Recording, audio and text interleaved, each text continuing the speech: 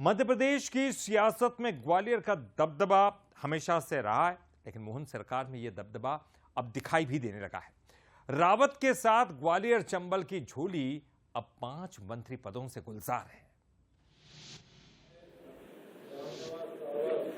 ईश्वर की शपथ लेता हूं, मैं जिम्मेदार भारत के संविधान के प्रति सच्ची श्रद्धा और निष्ठा रखूंगा।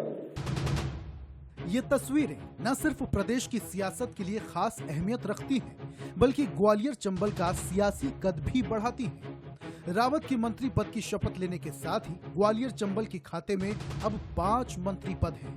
कांग्रेस के टिकट पर 6 बार चुनाव जीत चुके रामनिवास रावत ने अब अपनी सियासी पारी बीजेपी के साथ शुरू की है, जिसे लेकर पूर्व नेता प्रतिपक्ष डॉक्टर गोविंद सिंह ने रावत को बधाई देते हुए निशाना साधा है।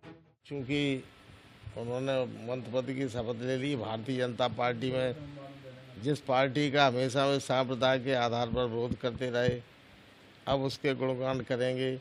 मैं इस पद पर बैठने के लिए उनको बधाई देता हूं कि कम से कम अपनी विचारधारा न बदले। कांग्रेस जहां रावत के बीजेपी में जाने पर हमला बोल रही है, तो वहीं बीजेपी रावत के मंत्री बनने पर ग्वालियर चंबल के विकास में तेजी आने की उम्मीद जता रही है। बीजेपी का कहना है कि मोहन सरकार में 5 मंत्री पद मिलने से ग्वालियर चंबल मजबूत और विकसित बनेगा। जब प्रतिनिधित्व यहाँ बढ़ता है तो निश्चित रूप से वहाँ प्रगति होने में और आसानी होती है, और निश्चित रूप से इस उनके रामनिवास जी के मंत्री बनने से सोपुर मुरैना के साथ साथ इस अंचल को लाभ होगा।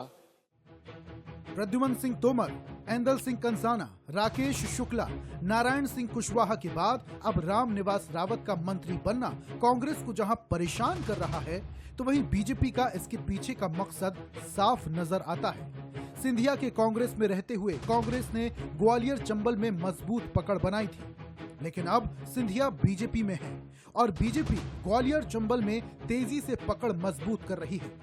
ऐसे में आने वाले वक्त में कांग्रेस के लिए ग्वालियर चंबल में बीजेपी को टक्कर देना आसान नहीं होगा। ग्वालियर से बंसल न्यूज के लिए उमेश पराशर की रिपोर्ट।